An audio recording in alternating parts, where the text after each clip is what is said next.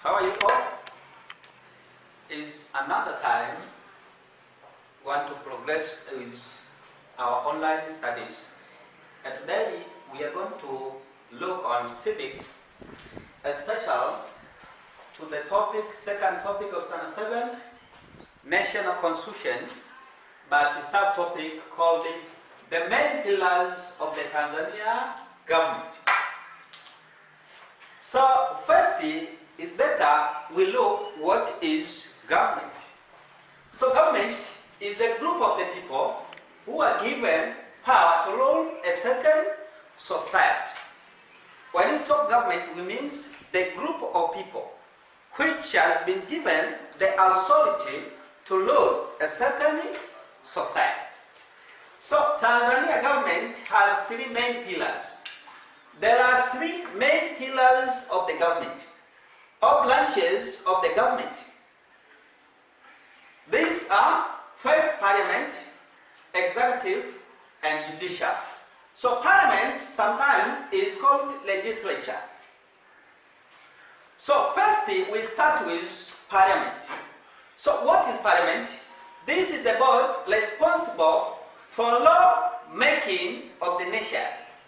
The organ which is responsible to make laws of the country, we call it parliament. So the Parliament of United Republic of Tanzania is divided into two parties. We have President and National Assembly. So the two parties of the Parliament of United Republic of Tanzania are just the President and National Assembly. Both President and National Assembly work together on the matter of making laws. All these two parties of the parliament are responsible on the matter of making the laws. For example, the National Assembly can introduce and discuss the bill. Then it must be signed by the President to become a law. So as what we have seen here, all these two parties of the parliament are responsible in the process of making laws. As what we have seen, Parliament or National Assembly is responsible either to introduce and discuss the bill. Then that bill must be sent to the President so that to be signed to become a law. A law which is not signed by a President is called a bill. So that's why all these two parties are responsible in the process of making laws in our country. Note, the Parliament of United Republic of Tanzania established in 1964 when the first speaker became Adam Sapi Mkwawa. So the Parliament of Tanzania established in this particular time, 1964. After its establishment, the one who became the speaker is Honorable Adam Sapi Mkwawa. Therefore, Adam Sapi Mkwawa is the first speaker of the Parliament of Tanzania after it was introduced in 1964. In Tanzania, the Parliament was established as the replacement of Legislative Council, Legico, which was also an organ responsible to make laws during the British rule in Tanganyika. So this Parliament formed as a replacement of Legico. When we talk about Legico, this was the organ established by the British in Tanganyika that was responsible to make the laws of the colony. This Legico, as what we have seen here, was introduced in 1926 by Sir Donald Cameron. So this was the governor of Tanganyika at this particular time. Therefore, Legico was often responsible to make laws during the colonial rule in Tanganyika, during the British rule. But this Legico, as what you have seen, was introduced by this one, Sir Donald Cameron. According to the Constitution of United Republic of Tanzania, the head of the parliament is President, while Speaker is the head of parliament session or meetings. So we can differentiate between these two people here, President and Speaker. All these are the head of the parliament, but according to the session. So we have seen here The head of the parliament total is president. But when the parliament is in session or is in meeting, the head is speaker. So we can differentiate here. President is the head of the parliament, but this speaker is the head of the parliament meeting or parliament session. Then, now let us see the duties of the president to the parliament. What are the duties of this president to the parliament? Firstly, to dissolve the parliament. So the parliament is dissolved by the president. But also this president is responsible to sign the bill so as to become a law after it's discussed by the parliament. So the law, to be the law, must be signed by the president. If it's not signed by the president, we call it a bill. So president is having a duty to sign the bill after it is discussed by the parliament so as to become a legal law of the country. Types of the parliamentarians. Types of parliamentarians. So in our country, there are 5 main types of parliamentarians in the parliament of Tanzania. Firstly, elected from their constituencies. Elected members from their constituencies. So what is constituency? So constituency is the place which is represented by a member of the parliament. When we talk about the constituency, this is the place which is represented by a member of the parliament. So, and the first type, just we look at those members who are elected from their constituents. The second type, 5 members elected from the House of Representatives. So when we talk about the House of Representatives, this is just a parliament special for Zanzibar. So we have 5 members who are elected from that House of Representatives to join to the Parliament of United Republic of Tanzania. So this is another type. Another one, we have special seats. So these are the women. So sometimes we call women members. So special seats, this must not less than 30% of other members, based on the proportion representation among the political parties in their parliament. So we have these special seats. This must be women, but must be not less than 30% of all the members of that parliament. But this one must be from their political parties.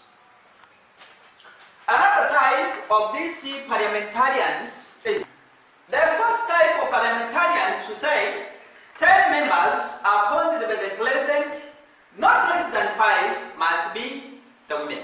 So president is given a chance to appoint 10 members. So this is another type of these parliamentarians. So these 10 members who are appointed by president, not less than 5 must be women. Another type, we have attorney general. So this is another type of parliamentarians. That's what you have seen. We have 5 types of these parliamentarians. We have this attorney general. So this is appointed by the president, but also the member of the parliament, due to his official position, is responsible to deal with legal matters to the parliament. Then after, let us look the leaders in the parliament sessions. The leaders in the parliament sessions. We have speaker. Speaker is the head of parliamentary session or meeting. As for what we have seen there about this speaker. So this is the head of parliamentary session or meeting. He or she is responsible to swear in the members of the parliament. So the members of the parliament are sworn in by a speaker. Then he or she is elected by the members of the parliament at the first meeting. So this speaker must be elected by the members of the parliament, but at the first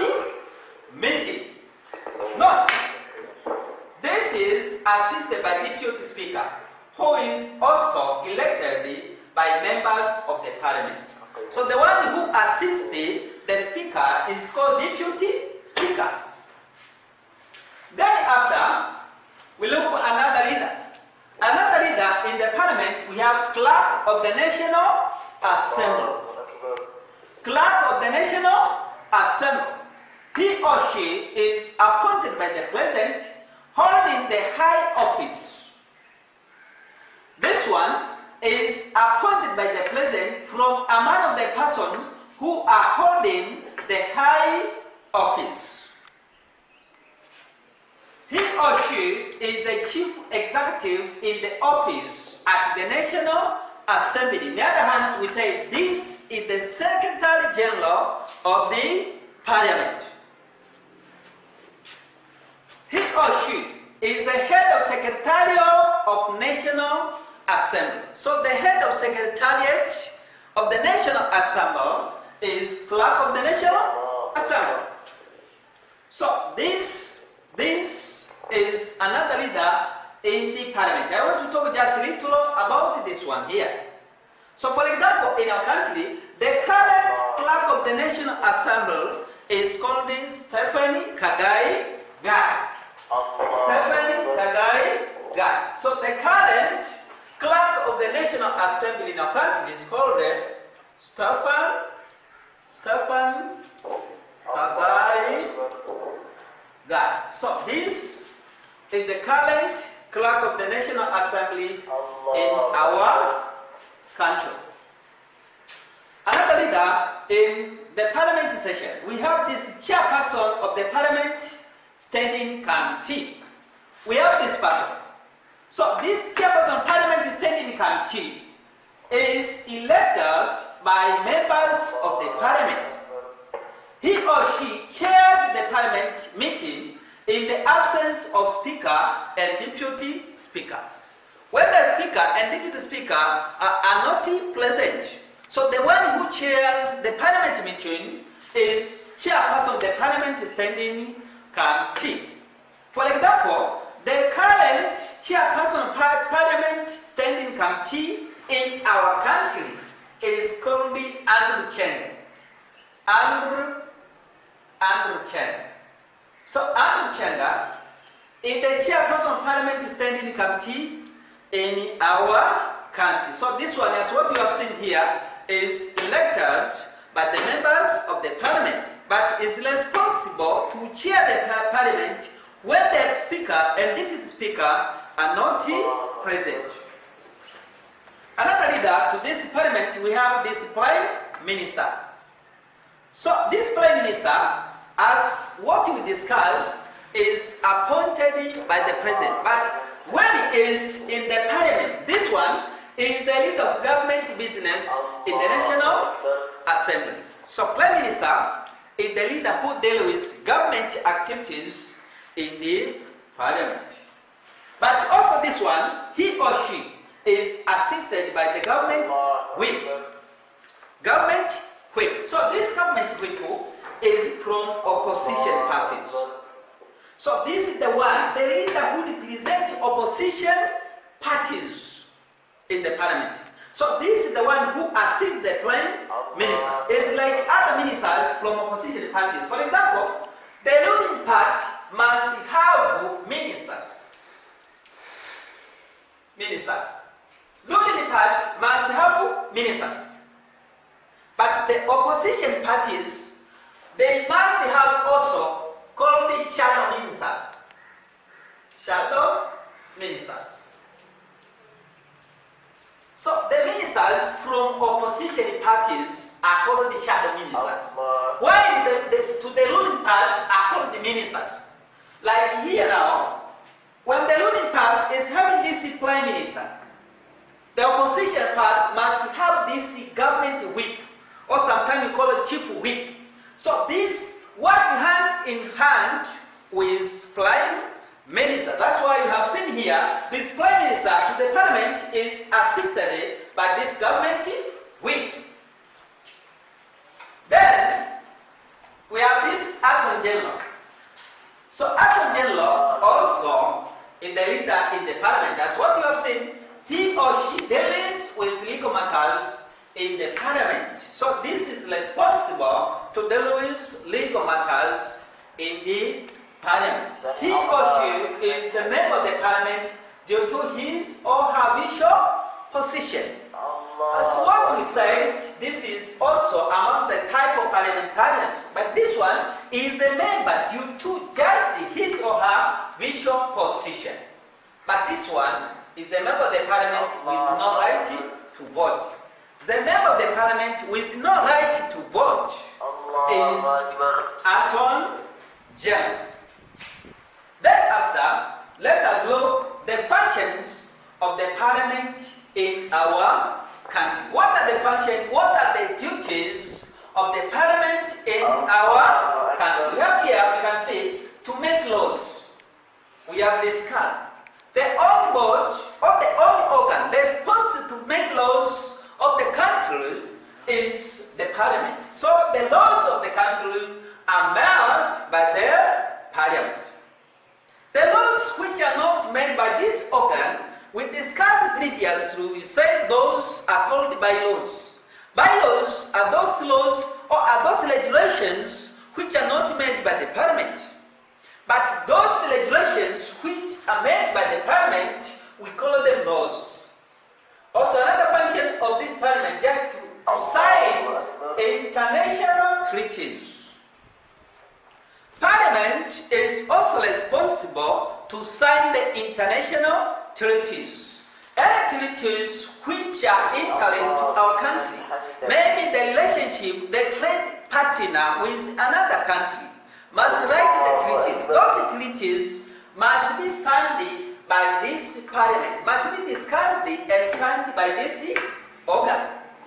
Another function here, or another duty of the parliament, to oversee and advise the government. Parliament is also an organ responsible to oversee and advise the government. It's responsible to advise the central government. So the government is advised by the parliament. Then, to impeach the president. Parliament is having the power to impeach the president. When you talk to impeach, it means to remove the president from the position. When the president became unqualified, the only organ responsible to move him or her out of the government is the parliament. So that's why we have seen here, parliament also having a duty to impeach the president. Another work of the parliament to approve the appointment of the prime minister. As what I have said, prime minister is appointed by the president. But after the appointment of this prime minister must be approved by the parliament. So parliament is also responsible to approve the appointment of this prime minister. Then, to discuss the national budget. To discuss the national budget. So the national budget is discussed by the parliament. But this national budget is formulated by executive. We have seen there this, when we were starting there, we have seen the organs of the government as three: parliament, executive, and judicial. So executive is responsible to formulate the national budget. But after this national budget formulated by executive must be discussed by the parliament. Then let us now look another part of this parliament. The main parliament sessions. The Parliament of Tanzania has four main sessions. The Parliament of United Republic of Tanzania has four main sessions. First sessions is from October to November. The second session is from January to February. The third session is from April to June. So this third session is mainly discusses the national budget. Then after, the country starts the financial year on 1st of July. So the financial year in our country, Tanzania, starts on 1st of July every year. So, but this one, financial year, always starts after the discussion of the national budget to the third session. The third session, as what you have seen here, is from April to June. For example, now, the members of the parliament are progressing discussing the national budget. They are in the third session, which is responsible to discuss the national budget so that the country to start the financial year to this particular time on 1st of July every year. So the financial year in your country, remember, is on 1st July. 1st of July.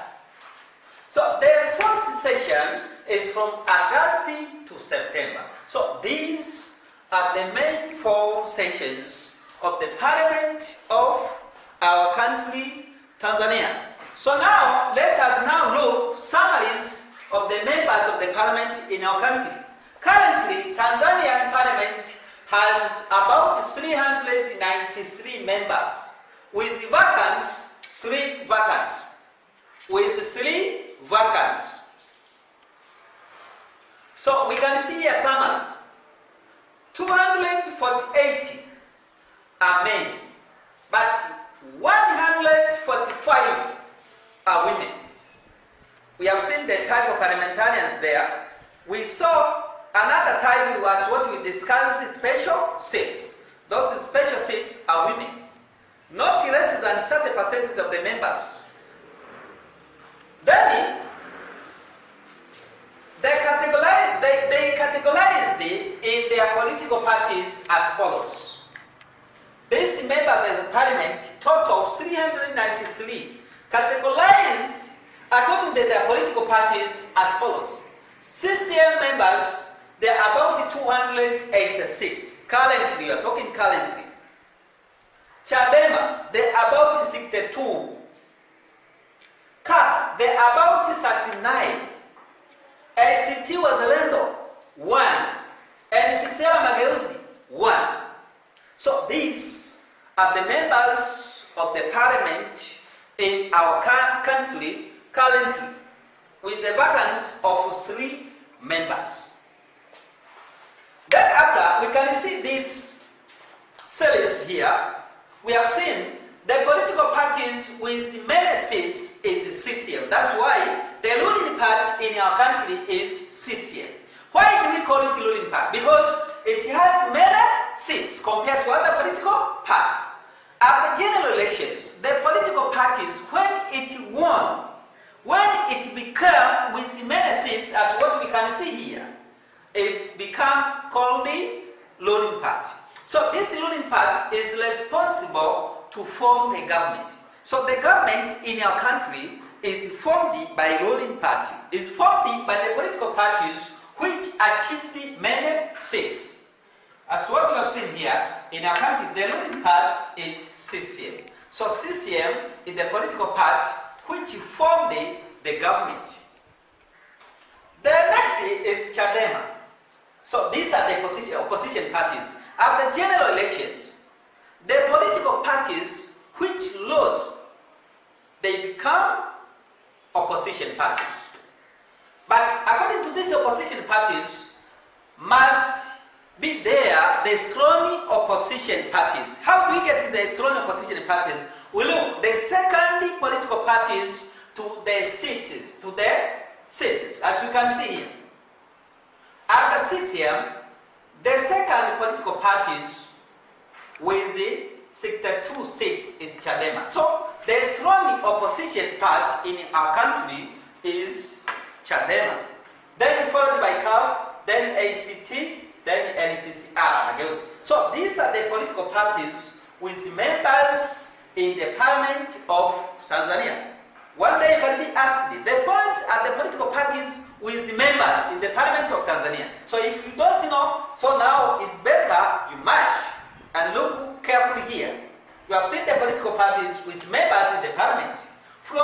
winner to the next, then to, as you can see here. So from this summary, determines that the ruling part in our country is CCM with many member seats, as we can see here. Then followed by Chadema.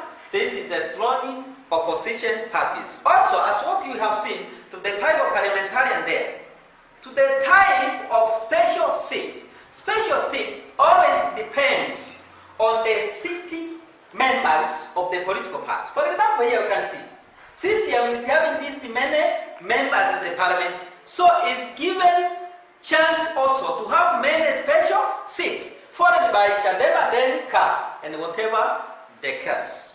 So this was about the parliament of our country, Tanzania. As what I have summarized here, I just want you just to listen carefully. You pass through many times, you understand carefully, and I provide various questions from this part of parliament. It's very, very important to look and to understand, and you listen, you repeat carefully. Thank you, and welcome to another day so that we progress with this our program of studying online. Thank you, and welcome for the next session.